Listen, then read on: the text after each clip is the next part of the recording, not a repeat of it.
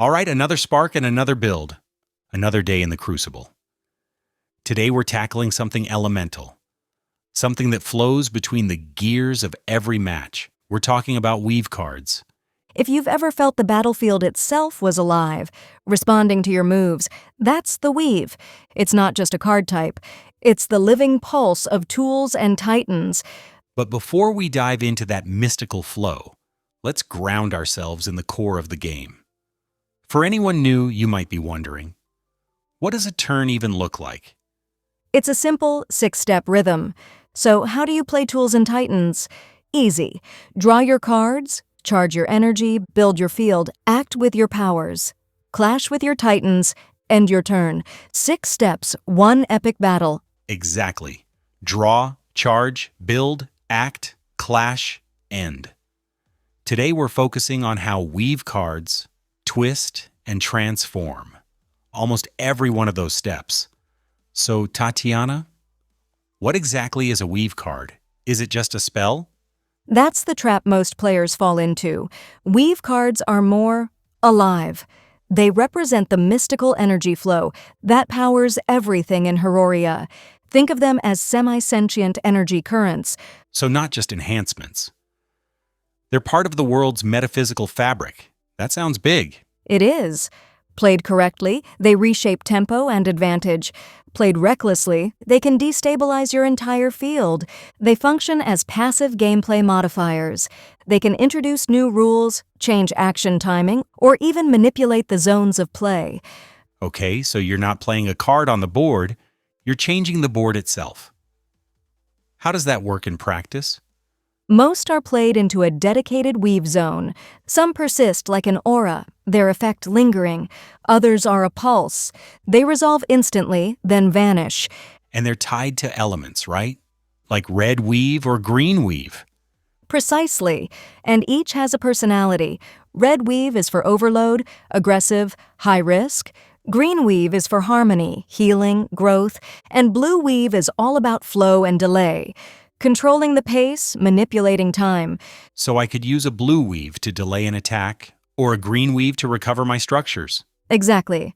In your action phase, you might play a weave. That changes how you gain charge for the rest of the game. Or one that adds a new rule, like when a task is completed, draw a card. Some are even reactive, event-linked. You can only play them after a specific condition is met, like a structure collapsing. This is why understanding the core turn is critical. Weave cards are designed to hook right into it. Right.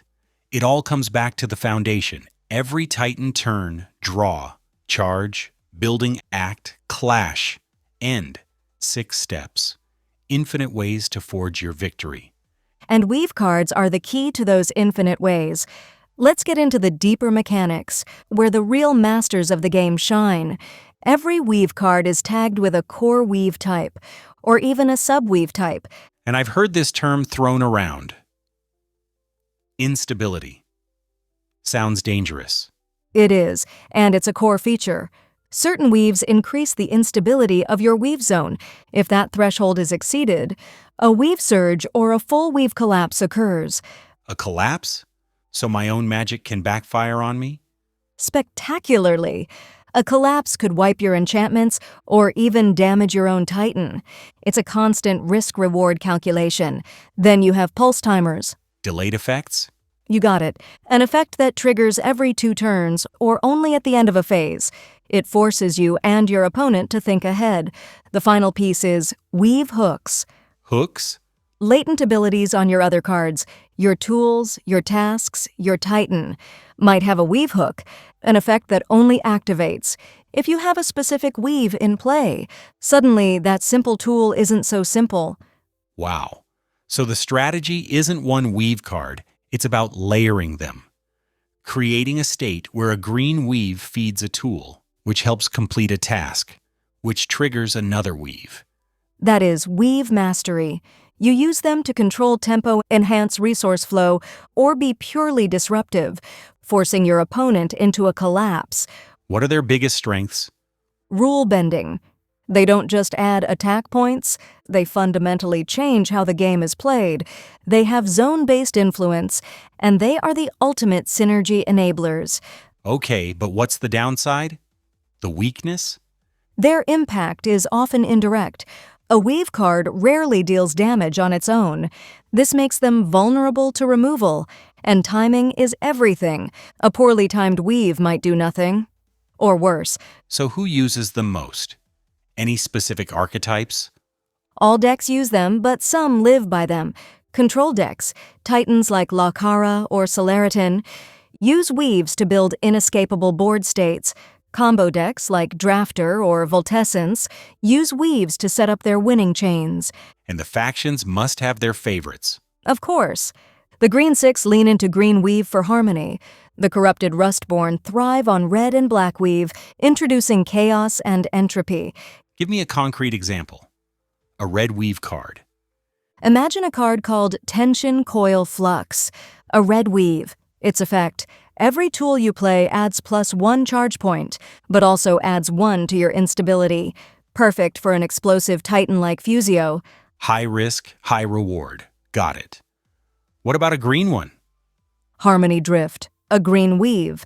Its text could read, when you complete a task, heal one of your structures, and draw 1 card.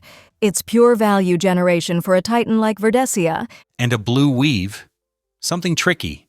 Echo Field Memory, a blue weave. Its effect: delay all task activation until your next turn, but copy the result of one of those tasks. It messes with timing and doubles your value. You see how they all create a different feeling, a different rhythm for the game. Red creates tension, green, security. Blue feels like you're outsmarting your opponent. And that is the core design insight. Weave cards are tempo sculptors. They are narrative energy flows. They make the board feel alive. They add a whole other dimension, the glue between all the other card types. They are the pulse. They empower tools, alter thresholds, react to other cards. They are the difference between just playing cards and conducting a symphony of strategy. The living pulse of the game. I like that. It brings everything back to the core experience. The craft, the flow, the turn itself. In every match of Tools and Titans, your tradecraft unfolds in 6 simple moves: draw, charge, building, act, clash, end. Simplicity for the novice, mastery for the titan. That's all the time we have for today. Join us next time for another deep dive. Until then, stay sharp and keep forging.